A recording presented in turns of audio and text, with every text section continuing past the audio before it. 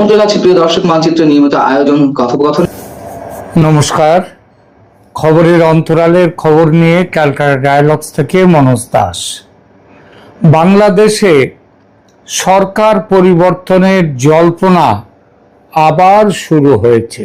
বলা বাহুল্য, এখন হয়তো সেভাবে জমাট বাঁধেনি এই সম্ভাবনা, তবে তার সংকেত কিন্তু পাওয়া শুরু হয়ে গেছে।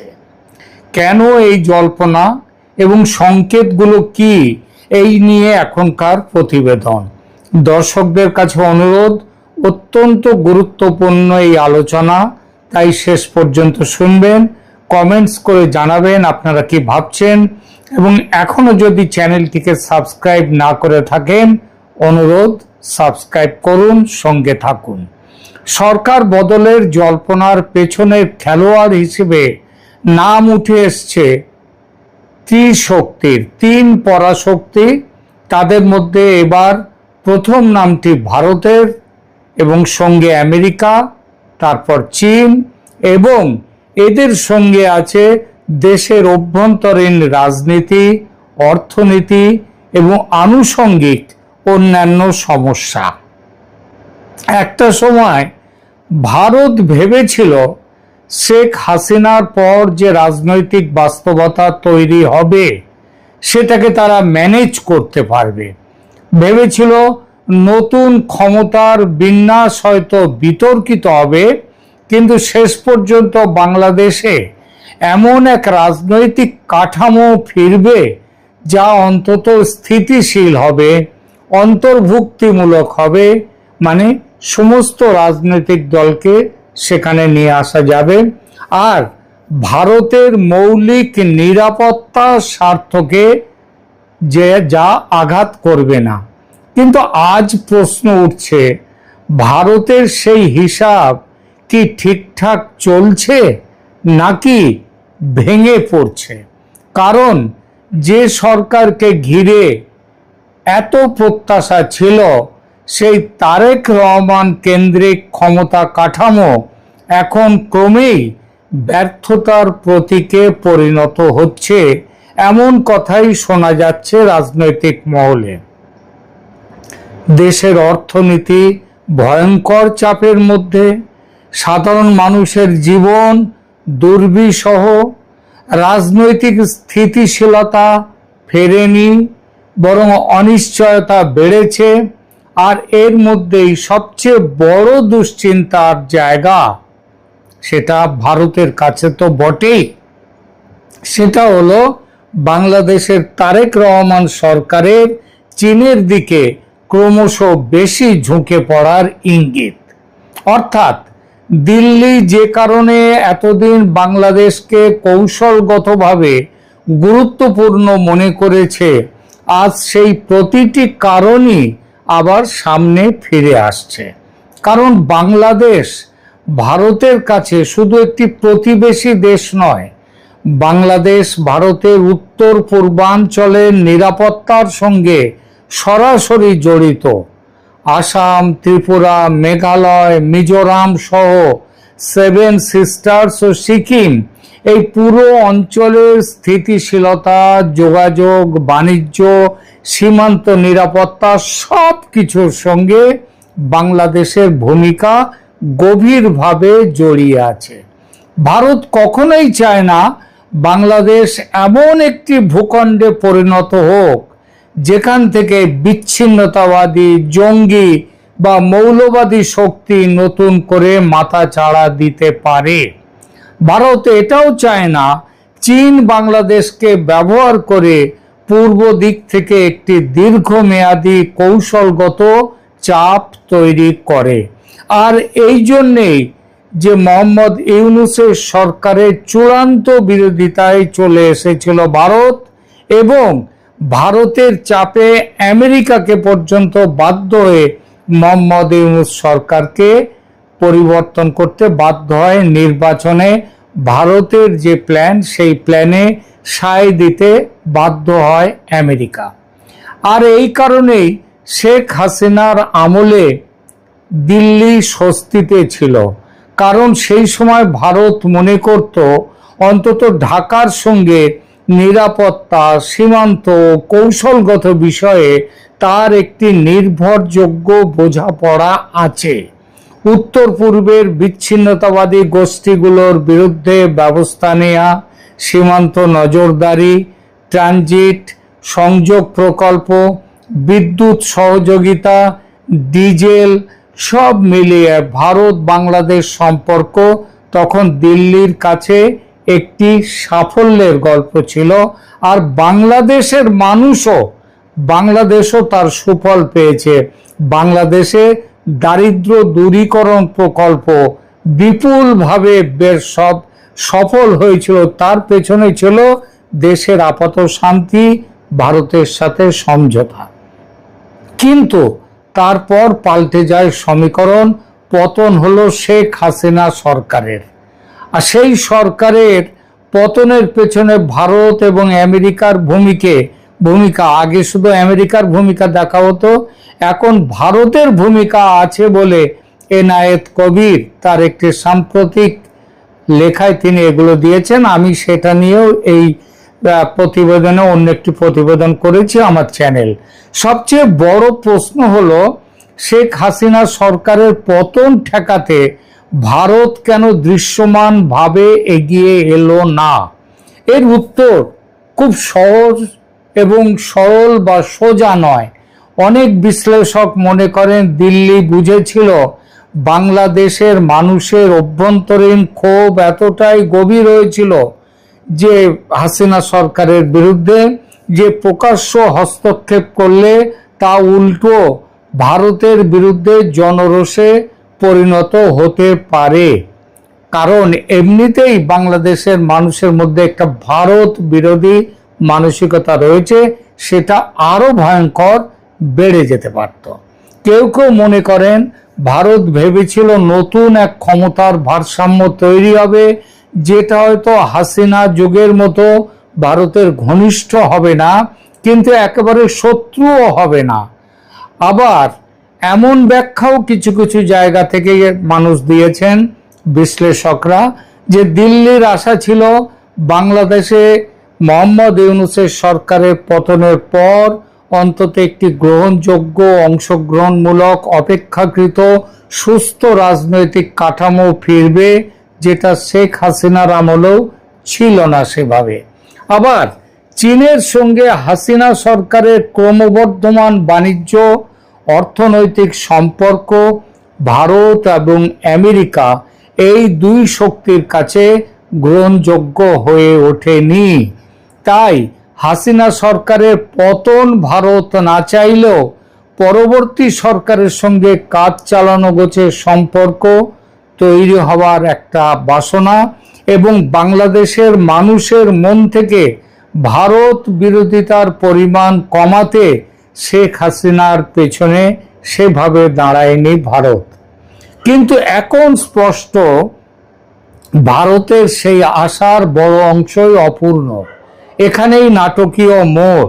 ভারত যেটাকে হয়তো নিয়ন্ত্রিত পরিবর্তন ভেবেছিল, সেটাই কি এখন অনিয়ন্ত্রিত ঝুঁকিতে পরিণত হচ্ছে? তারেক রহমানকে কেন্দ্র করে যে সরকার বা ক্ষমতা কাঠামো দাঁড়িয়েছে বলে আলোচনা চলছে, সেটিকে নিয়ে এখন তিনটে বড় অভিযোগ সামনে আসছে এবং সেই অভিযোগগুলো ক্রমশই কিন্তু খুব শক্ত হচ্ছে। প্রথমত, রাজনৈতিক অন্তর্ভুক্তি বাড়েনি, বরং বিভাজন আরো বেড়েছে। ব্যাখ্যার প্রয়োজন নেই, কারণ আওয়ামী লীগের মতো যে নিরপেক্ষ সেকুলার, আপাত সেকুলার যে শক্তি, রাজনৈতিক শক্তি, তাকে বাইরে আইন করে বাইরে বের করে দিয়েছে তারেক রহমান সরকার। দ্বিতীয়ত, প্রশাসনিক দক্ষতা ও অর্থনৈতিক ব্যবস্থাপনায় ব্যর্থতা সাধারণ মানুষের ক্ষোভ বাড়িয়েছে ভয়ঙ্করভাবে তারেক রহমান সরকারের বিরুদ্ধে। তৃতীয়ত, কৌশলগত ভারসাম্য রক্ষা না করে তারেক রহমান সরকার চীনের সঙ্গে ঘনিষ্ঠতা বাড়ানোর পথে হাঁটছে, এই ধারণা ক্রমশ শক্তিশালী হচ্ছে দিল্লির ক্ষমতার বৃত্তে। এই চিত্রটি ভারতীয় কৌশলবিদদের চোখ দিয়ে দেখুন। দিল্লি যদি দেখে বাংলাদেশে এমন একটি সরকার বসেছে যে সরকার অর্থনীতি সামলাতে পারছে না, জনরোষ নিয়ন্ত্রণ করতে পারছে না, রাজনৈতিক বৈধতা জোরদার করতে পারছে না, দেশে শান্তি ফেরাতে পারছে না, আর সেই দুর্বলতা ঢাকতে চীনের দিকে ঝুঁকছে, তাহলে কি ভারত নিশ্চুপ বসে থাকবে? না, সম্ভাবনা খুব কম। কারণ ভারতের কাছে বাংলাদেশের তিনটি জিনিস একসঙ্গে গুরুত্বপূর্ণ: স্থিতিশীলতা, নিরাপত্তা এবং কৌশলগত ভারসাম্য। আর এখন যদি এই তিনটি একসঙ্গে নড়ে যায়, তাহলে দিল্লি নতুন করে হিসাব করবেই। বিশেষ করে চীনের প্রসঙ্গে তো বটেই। চীন শুধু রাস্তা বানায় না, শুধু ঋণ দেয় না, শুধু অবকাঠামো গড়ে না, চীন প্রভাব তৈরি করে, নির্ভরতা তৈরি করে, রাষ্ট্রযন্ত্রের উপর দীর্ঘমেয়াদী কৌশলগত চাপ তৈরি করে। বন্দর, বিদ্যুৎ, যোগাযোগ, প্রযুক্তি, প্রতিরক্ষা, একবার যদি এসব খাতে চীন গভীর প্রবেশ করার পথ তৈরি করে ফেলে, গভীরভাবে প্রবেশ করে, তাহলে সেটি আর কেবল ব্যবসা থাকে না, সেটি হয়ে ওঠে ভূ রাজনীতি। আর ভারত এই ভাষা খুব ভালো করেই বোঝে।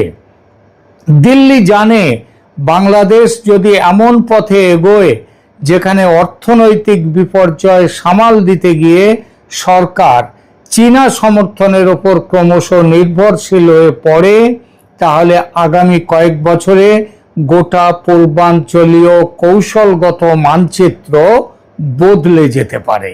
তার সঙ্গে আরও একটি আশঙ্কা জুড়ে দিন: অর্থনৈতিক কষ্ট বাড়লে, রাজনৈতিক বৈধতা কমলে, রাষ্ট্রশক্তি দুর্বল হলে সবার আগে কারা সুযোগ নেয়?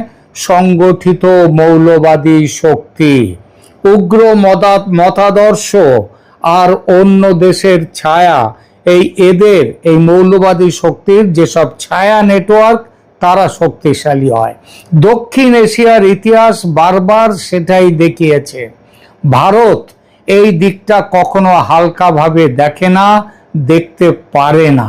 কারণ দিল্লির কাছে বাংলাদেশের অভ্যন্তরীণ অস্থিরতা কোনো অভ্যন্তরীণ বিষয় নয়, সেটি সরাসরি ভারতের সীমান্ত, নিরাপত্তা এবং উত্তর পূর্বাঞ্চলের স্থিতির সঙ্গে জড়িয়ে যায়।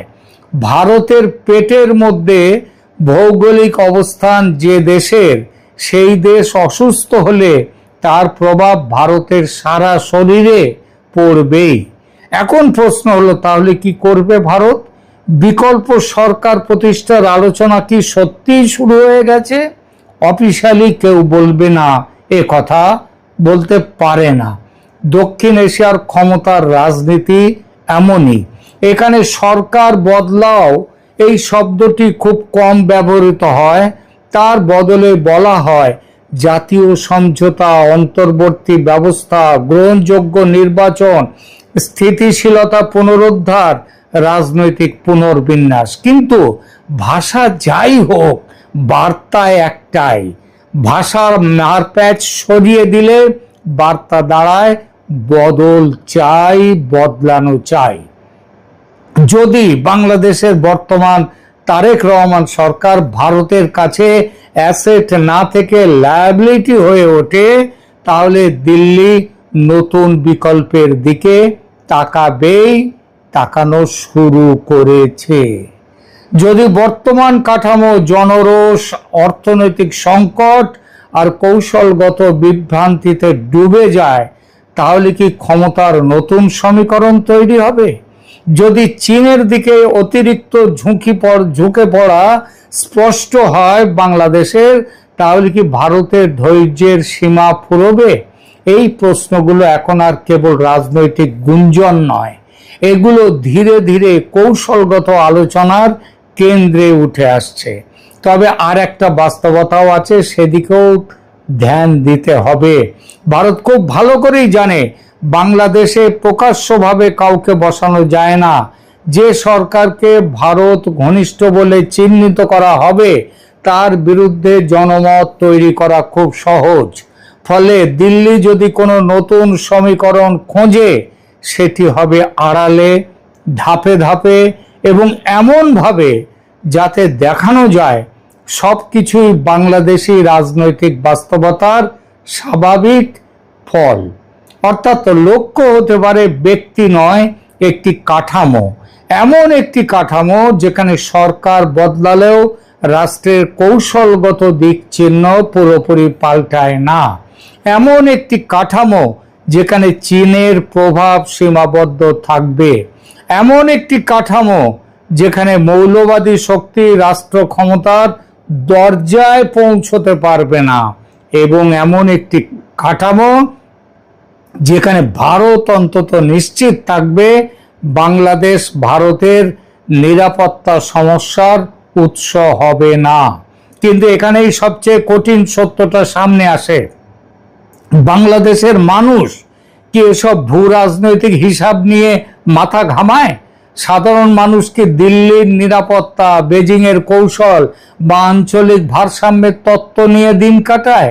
না, সাধারণ মানুষ ভাবে তাদের বাজার দর নিয়ে, চাকরি নিয়ে, তাদের চিকিৎসা নিয়ে, বিদ্যুৎ, জ্বালানি, আয়, নিরাপত্তা, ভবিষ্যৎ এসব নিয়ে। তারা এমন সরকার চায় যে সরকার অন্তত জীবনটাকে সহনীয় করে তুলবে, সন্ত্রাস মুক্ত শান্তির জীবন, আইনের শাসন।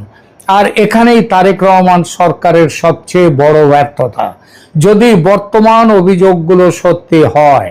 কারণ রাজনৈতিক স্লোগান দিয়ে কিছু সময় টিকে থাকা যায়, কিন্তু খালি পেট, ভাঙা অর্থনীতি, অকার্যকর প্রশাসন আর অনিশ্চিত ভবিষ্যৎ নিয়ে দীর্ঘদিন শাসন টিকিয়ে রাখা যায় না।